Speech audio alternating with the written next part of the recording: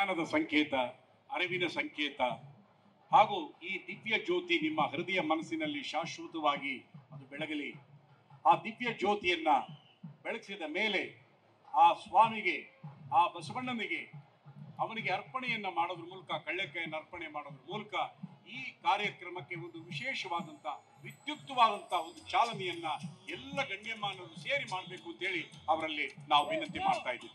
ಶುಭಂ ಕರೋತಿ ಕಲ್ಯಾಣಂ ಆರೋಗ್ಯಂ ಧನ ಸಂಪದಃ ಶತ್ರುಬುದ್ಧಿ ವಿನಾಶಾಯ ದೀಪ ಜ್ಯೋತಿರ್ನಮೋಸ್ತುತೆ. ಈ ದೀಪ ಎಲ್ಲರ ಬದುಕನ್ನ ಬೆಳಗಲಿ, ವಿಶೇಷವಾಗಿ ಅನ್ನದಾತರಾಗಿರುವಂತಹ ರೈತರ ಬದುಕನ್ನ ಬೆಳಗಲಿ, ಜ್ಞಾನಮುಖಿಯಾಗಿರುವಂತಹ ಎಲ್ಲ ಸಹೃದಯ ನಾಗರಿಕ ಬಂಧುಗಳ ಬದುಕನ್ನ ಬೆಳಗಲಿ, ಬೆಂಗಳೂರಿಗರ ಬದುಕನ್ನ ಬೆಳಗಲಿ, ಕರ್ನಾಟಕ ಸಮೃದ್ಧವಾಗಲಿ, ಬೆಂಗಳೂರು ಸಮೃದ್ಧವಾಗಲಿ, ಬೆಂಗಳೂರಿನ ಘನತೆಯನ್ನ ಕಡಲೆಕಾಯಿ ಪರಿಷೆ ಮತ್ತಷ್ಟು ಮಗದಷ್ಟು ವೃದ್ಧಿಸಲಿ ಎನ್ನುವಂತಹ ಆಶಯದಿಂದ ಪರಂಪರೆಯ ಪ್ರತೀಕವಾಗಿರುವಂತಹ ಪರಂಪರೆಯನ್ನ ಪ್ರತಿಬಿಂಬಿಸ್ತಾ ಇರುವ ಕಡಲೆಕಾಯಿ ಪರಿಷೆಯನ್ನ ಜ್ಯೋತಿಯನ್ನ ಬೆಳಗಿಸಿ ಉದ್ಘಾಟಿಸಿದ್ದಾರೆ. ಜೊತೆಗೆ ವಿಶೇಷವಾದ ರೀತಿಯಲ್ಲಿ ಉದ್ಘಾಟನೆ ಸ್ವಾಮಿ ಬಸವಣ್ಣನ ಮೂರ್ತಿ ಇದೆ.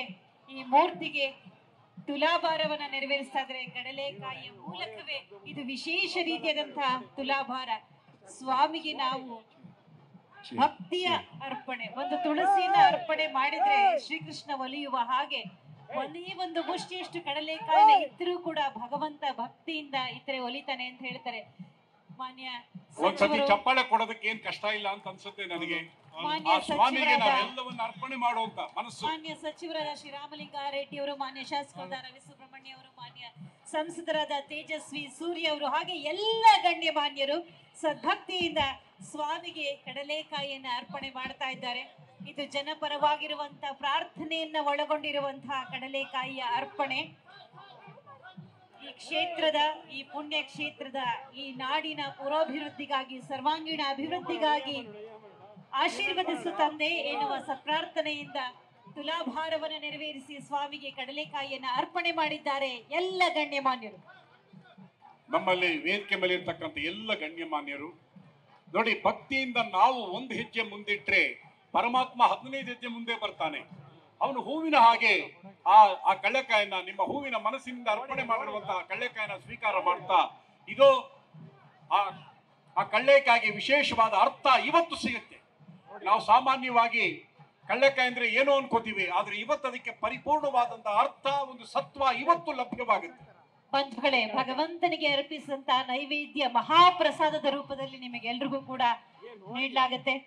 ಈ ಕಡಲೆಕಾಯಿಯಿಂದ ಆ ವ್ಯಾಪಾರದಿಂದ ಬದುಕು ಹಸನಾಗುವ ಹಾಗೆ ಇಲ್ಲಿ ದಯವಿಟ್ಟು ಗೊಂದಲ ಮಾಡ್ಕೋಬೇಡಿ. ಮಾಧ್ಯಮದ ಸ್ನೇಹಿತರಿಗೆ ಅವ್ರ ಕೆಲಸ ಮಾಡೋದಕ್ಕೆ ದಯವಿಟ್ಟು ಅವಕಾಶ ಮಾಡಿಕೊಡಿ. ಇಲ್ಲಿ ಮುಂಭಾಗದಲ್ಲಿ ನಿಂತಿರುವಂತವರು ಸ್ವಲ್ಪ ಸಹಕರಿಸಿ.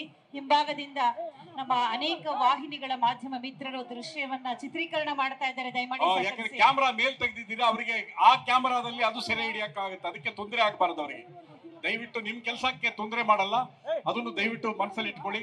ಗಣ್ಯಮಾನ್ಯರೆಲ್ಲರೂ ಕೂಡ ಒಟ್ಟಾಗಿ ಒಗ್ಗಟ್ಟಾಗಿ ನಾವೆಲ್ಲರೂ ಒಂದೇ ಎನ್ನುವಂತಹ ಭಾವದಿಂದ ಭಗವಂತನಿಗೆ ಕಡಲೆಕಾಯಿಗಳನ್ನ ಅರ್ಪಿಸಿದ್ದಾರೆ, ತುಲಾಭಾರವನ್ನ ನೆರವೇರಿಸಿದ್ದಾರೆ. ಭಗವಂತನ ಮಹಾಕೃಪೆ ನಮ್ಮೆಲ್ಲರ ಬದುಕನ್ನ ಬೆಳಗಿಸಲಿ, ನಮ್ಮೆಲ್ಲರಿಗೂ ಭಗವಂತನ ಕೃಪಾ ಕಟಾಕ್ಷ ದೊರೆಯಲಿ. ಆಮೇಲೆ ಜೀವಂತ ಬಸವನಿಗೆ ಪೂಜೆ ಸಲ್ಲಿಸೋದಕ್ಕೋಸ್ಕರವಾಗಿ ನಮ್ಮ ಗಣ್ಯಮಾನ್ಯರು ತೆರಳುತ್ತಾ ಇದ್ದಾರೆ.